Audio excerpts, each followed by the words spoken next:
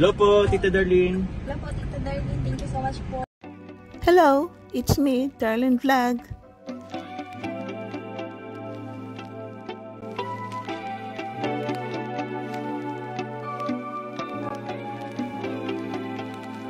Hello mga katandims, ka-love teams, ka-jomcar dito sa Team Kalingap. Kumusta na po kayo? Ito si Darlene Vlog, nagbabalik. So ito, mayroon naman tayong reactionan, mga Kalingap. So bago yan, siyempre, huwag natin kalimutan po rin lagi ang Panginoon sa kanyang kabutihan. At i-shoutout ang Panginoon dahil mahal na mahal po tayo. At siyempre, i-shoutout din natin si Kuya Val, si Athena Vlogs, si Kalingap Rab at ang kasama natin dito sa Team Kalingap, mga reactors, charity vloggers, mga DPT ambassador, siyempre ang Jomar at Carla. Paki-subscribe po ang kanilang mga channel. So, dito tayo. Dito sa Team Kalingap, nakita po natin itong mga charity vloggers, no?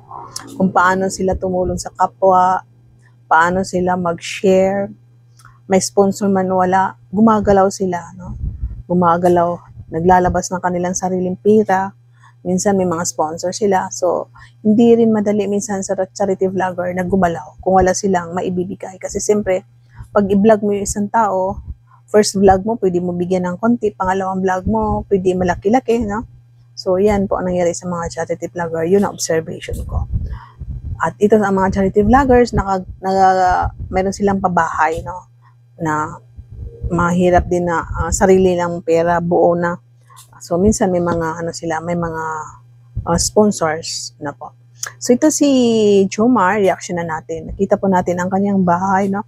Nakapabahay siya ng dalawa kay na. Yun nga po, na-witness natin ang dalawang pabahay ni Jomar, ka Nanay Generous at ka Nanay Nancy. Ang unang bahay, si Nanay Nancy, pangalawa kay Generous. So, nakadalawang pabahay na siya. So, ngayon, nakafocus muna si Jomar sa kanyang bahay. Nakita po natin, no, na hindi pa nakakalahati. Palagay natin na mga 25% pa ang natapos sa kanyang bahay. So ito, unti-unti, hindi naman niya siguro bibiglayin dahil ang pera ay siyempre, no? Hindi bigla-biglang dumadating yung sahod. At siyempre may mga sponsor din siya. So ang nakakatuwa dito kasi ito si Jomar, kahit nagpapabahay siya, na yun nga sabi niya nakakatanggap siya ng sponsor, biyaya, no? Galing sa mga sponsor dito sa Jomcar at sa Jomar, nandiyan pa rin yung nagmamahal, no? Kahit hindi masyado vlog kasi si Jomar nagbo-vlog naman siya araw-araw. Hindi niya nagbo-vlog yung bahay niya araw-araw, pero nagbo-vlog siya araw-araw doon sa mga charity niya. At nakita natin na yun, no? Masipag talaga si Jomar, kaya yung biyaya ay nandiyan pa rin dumadating. So ang nakakatuwa dito kay Kalingap Jomar dahil kahit nagpapagawa nga siya ng bahay, tuloy pa rin yung pagtulong niya sa kanya mga beneficiary, binipisitahan pa rin niya, dinadalahan pa rin niya ng siyempre grocery, binibigyan ng cars, at itong mga meron siyang pinapaaral katulad ni Kimberly. So nakakatuwa ka dito dahil sumama nga si Jomar sa binisitahan si Norman, no? Binisitahan si Norman, so kahit sumama si Jomar dito sa pagbisita kay Norman dahil Kibuson Mission dito sa Kalingap Tahanan. Dito ako natuwa dahil nung marinig, di ba binigyan ng Kalingap Tahanan ito si Norman kasi yung bahay niya is sisimulan na Giniba. Nakita po natin yung bahay nila Norman is silang-sila na. So yun, parang pautay-utay kasi ang pinapaayos ni Norman. At yun, nagbigay si Kalingap Rab. At ito si Jomar. Bigas, pangkain-kain nyo na dito. Yun naman ang medyo may tutulong namin dito sa Kalingap Tahanan. 1, 2, 3,000 pesos na yun. Ay, salamat. Para po sa makita, be? O, sige bro, sige bro. Hello po kay Nanay at Norman. Anong pangalan ni Nanay mo? Nanay Corazon. Nanay Corazon. Hello po, Nay. Gabi ka sa nanay mo. Pero, nagbibiran lang nagmamahal. Pero na-vlog nila yan. Bro, bali ito kasi bro. Kasi ba po, di ba bro, first time ko makapunta dito. Yes bro. And nalaman ko pa na si Norman po is magpapaumpisa ng bahay. Eh kasi bro, ganito kasi yan bro. Alam niyo naman na ako din po ay nagpapaumpisa din ng bahay. Hindi ko man bro hinihingi, pero meron din kasi bro sa akin nagbibigay ng konting or kahit pa paano blessing po pang dagdag sa semento, hollow blocks, paunti-unti.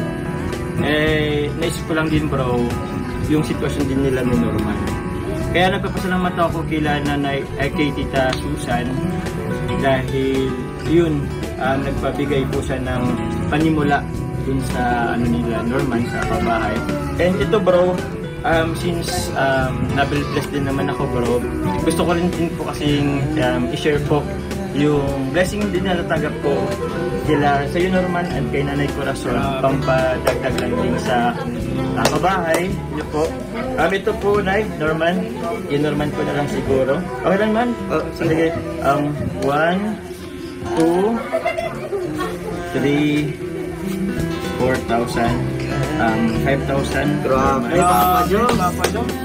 Hindi ko alam kung ilang hollow block o semento ang ano niyan.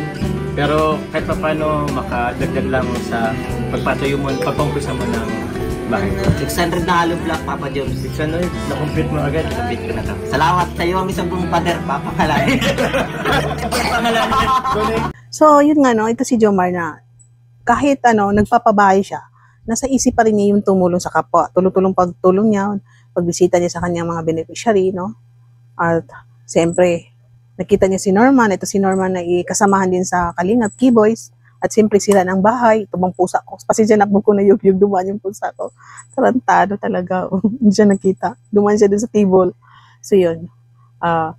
Distract ko tayo. Pasensya na po. Ayun. Ito si Norman, isa sa Keyboys, matagal-tagal na rin sa Keyboys at isa siya sa beneficiary ni Kalinga Prab. Ito si Norman. Mabait din na bata.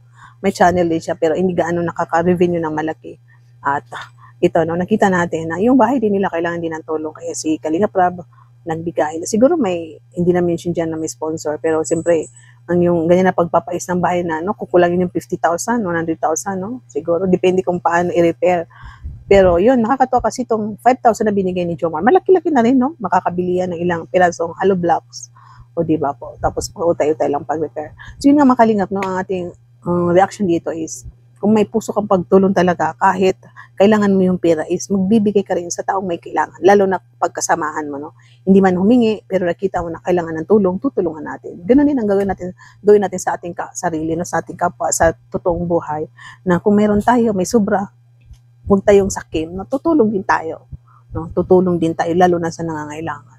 Katulad yung bahay no, na siguro kung anong lakas ng bagyo, katulad nito, di ba, may mga bagyo ngayon na dumaan, ang lakas-lakas. So, kasi old vlog yan, iwan ko kung kumusta na ang bahay nila, Norman.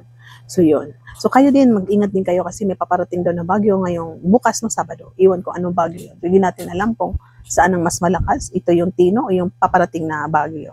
QRST. So, yun na naman yan, no?